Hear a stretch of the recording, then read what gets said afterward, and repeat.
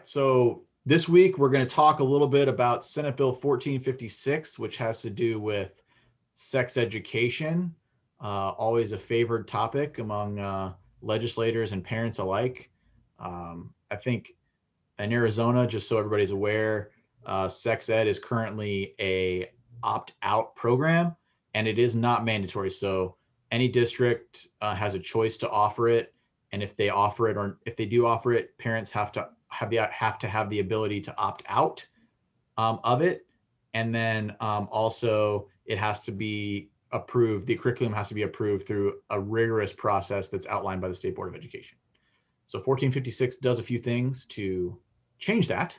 This bill would prohibit districts from offering sex education before the 5th grade, which I'm sure we'll hear in committee, but I don't think it's super common practice to offer sex ed before 5th grade anyway.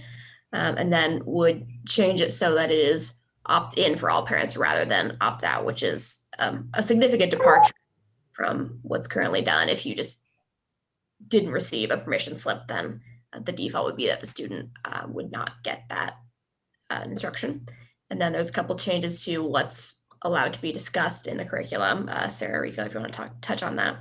Yeah, absolutely. So it changes it so that parents have to be notified in advance of any instruction regarding gender identity or gender expression, which is a change to the bill. These aspects weren't in it before. Yeah. And then it's also going to prohibit charter schools and school districts from providing any type of sex education before grade 5.